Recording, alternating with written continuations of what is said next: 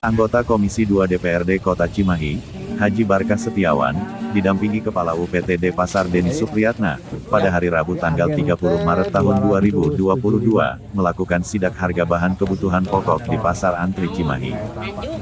Saat sidak, Haji Barkah sempat berbincang dengan pedagang mengenai harga sejumlah bahan kebutuhan pokok, khususnya harga minyak goreng dan gula pasir, yang mengalami kenaikan harga menjelang bulan Ramadan. Barang sedikit permintaan banyak. Salenti minyak naon deui? Minyak gula Gula. 2 mingguan abis pasien 24 kilo. Muat? Abis bisa 15. Kan anjuran pemerintah 12,5. Jadi kalau sudah bertanya ke pedagang langsung kan bukan hoax lagi. Kalau dikatakan minyak mahal, memang mahal. Di sisi lain mahal, yang kedua juga langka. Ini juga permasalahan. Nah, saya nanti minta ke Dinas Perdagangan, intinya harus memberikan solusi nih, entah itu dengan operasi pasar atau apapun, intinya membantu para pedagang dalam rangka penyediaan minyak. Dan bukan hanya minyak, tadi gula, minyak yang sangat rawan ya, yang sementara untuk menghadapi Ramadan ini sangat dibutuhkan. Minyak itu tadi ada yang bilang 47, 48 per 2 liter sampai 50. Nah, masyarakat pasti beli aja karena memang butuh, Pak. Jadi makanya pemerintah harus hadir di sini. Bagaimana caranya masyarakat tidak terlalu berat membelinya, dan bagaimana caranya penjual pun tidak dijatah. Kan sekarang dijatah, udah dijatah susah, mahal lagi, sulit. Apalagi kata informasi dari pedagang, mereka harus ngambil ke kantor. Dulu itu diantar sama distributor, sekarang sudah tidak, tapi harus ngambil.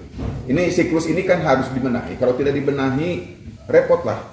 Cimahi otonom lah, kota kecil, mudah-mudahan bisa lah, tidak seluas kabupaten kota yang lainnya, jadi mudah-mudahan bisa dikerjakan lah seperti itu. Tadi juga sayuran kan di sini yang melonjak juga, tadi cabai Tanjung ya, cabai Tanjung, cabai merah, karena memang mau menghadapi bulan puasa biasanya nggak godok dan sebagainya masyarakat. Ini juga harus ada solusi, karena kebetulan saya ngebina petani, di petani itu kadang-kadang harga dengan pasar itu selisihnya 3-4 ribu per kilonya. Berarti kan terlalu banyak rantai dalam pemasaran. Ini juga harus dipikirkan oleh Dinas Perdagangan. Siapa tahu, merupakan kewajiban dari Dinas Perdagangan bagaimana caranya. Bisa nggak misalnya langsung kerjasama dengan petani dan sebagainya, kan gitu ya. Sehingga rantainya tidak terlalu banyak, gitu. Sehingga masyarakat di sini masyarakat Cimahi bisa membeli dengan harga yang manusiawi lah, ya. Kayak minyak harusnya yang harganya manusiawi. Harga manusiawi itu seperti apa? Yang terjangkau. Situasi pada hari ini sedang pahit kita. Gitu. Terus yang cabai-cabai tadi, cabai Tanjung ini, bawang juga naik, daging juga dari 120 sekarang kisaran 130-140. Ini belum berapa nih. Nanti saum itu kan ada yang Sabtu, ada yang Minggu kan. Jumat saya yakin besok akan naik lagi, gitu ya. Jadi harus ada evaluasi dari Dinas Perdagangan ya.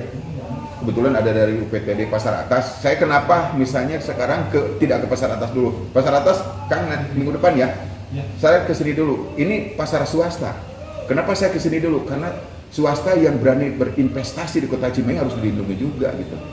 Kalau itu makan UPTD udah jelas lah dikelola ke pemerintah ya, harus lebih ideal dan sebagainya. Ini mudah-mudahan juga pasar swasta di sini bisa dibantu juga, karena para pedagang yang ada di sini mantan para pedagang pasar antri lama dan pasar impres dulu pada waktu berdiri Kota Cimahi. Saya nanti akan evaluasi, saya akan izin ke ketua, karena saya datang ke sini juga seizin ketua komisi Pak Adi. Jadi insya Allah akan kita undang khusus masalah keberadaan masalah pasar, keberadaan masalah harga dan sebagainya. Dan bukan hanya, ternyata masalah di pasar antri baru ini bukan hanya harga, ternyata ada masalah juga pasar yang tumpahan yang di belakang. Siap. Nah, ada kebetulan Kang Aib nih dari Satpol nih. Itu kan pedagang depan asalnya ya. Siap. Dipindah ke belakang. Di depan mah jam 6 sudah rapi. Siap. Di sini jam 11 masih ayatnya nih. Siap. Nah itu. Nah, jadi Pak Aib ini, saya minta ke Satpol PP ini, Pak Aib disampaikan nanti ke Pak Kadisnya. Saya minta pendataan deh. Jadi orang Cimahi lagi. Ya, kalau ini orang Cimahi, kita harus memberikan solusi. Ya, harus memberikan solusi kalau orang Cimahi. Saya berbicara nih, kebetulan ada Pak Joni yang di sini, direktur di sini. Ya, Pak Iwan pengawas. Mudah-mudahan bisa dikedalamkan. Amin. Ternyata kan di lapak itu masih kosong 50 lapak. Maksudnya kita tidak akan mengganggu, silakan yang jualan di luar, tapi pakai batas lah. Ya, kalau misalnya jam 6 bersih, jam 6 harus bersih seperti yang di depan.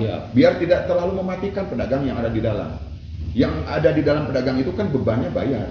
Pak. Jadi harus kita lindungi para pedagang itu.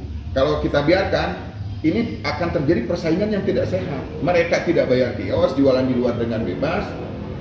Syukur kalau orang Cimahi. Kalau bukan orang Cimahi, kasihan yang orang Cimahi yang ada di dalam.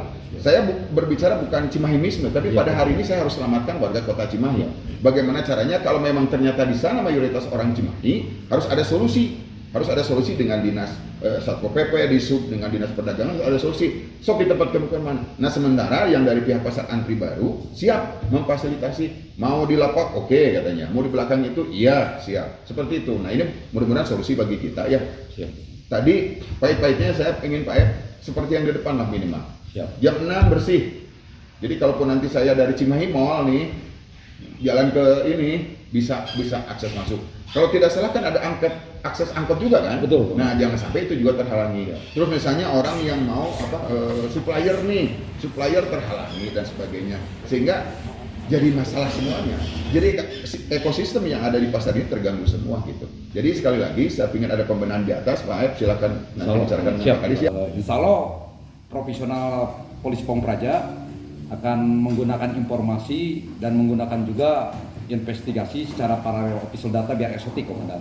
Yang tadi Pak Dewan sampaikan dan perintahkan siap untuk dilaksanakan untuk pendataan. Yang kedua juga untuk koordinasi dengan pengurus pun kami akan gencar karena kami dihadapkan dengan kemarin itu 2 tahun komandan menyangkut tentang pandemik. Kami pun sedikit bahasa Pak Komandan itu membangkitkan UMKM sangat berat, tapi sekarang mudah-mudahan bekerja sama dengan Diskopindaktan dengan Polisi Pamung Praja untuk menangani terutama tentang urban ini komandan. Yeah. Kebetulan saya juga 21 tahun. Betul yang dikatakan sama Pak Haji Batas sebagai Pak Dewan itu mayoritas itu di luar bisa terhitung yang jualan di jalan itu. Permasalahan yang di pasar anti relokasi awal itu karena itu urgent area transportasi dari mana aja yang akhirnya ada aspirasi masyarakat dan pengurus pasar juga waktu itu Pak ya. Dan kita relokasikan di sana. Di sana kita berkoordinasi juga dengan instansi terkait yang salah satunya Tanah Angkatan Darat. Nah, dibutuhkan juga duduk satu meja dengan lintas pimpinan. Insya Allah saya sampaikan juga segala bentuk keluhan yang sudah dikatakan ditemukan oleh Pak Dewan. Insya Allah Komandan dilaksanakan Pak Dewan pasti secepatnya dari tim Satpol Polisi Pamung Praja juga akan membentuk tim investigasi dan secara pengawasan. Terima kasih Pak. Dari Kota Cimahi, wartawan Dedi Irawan melaporkan.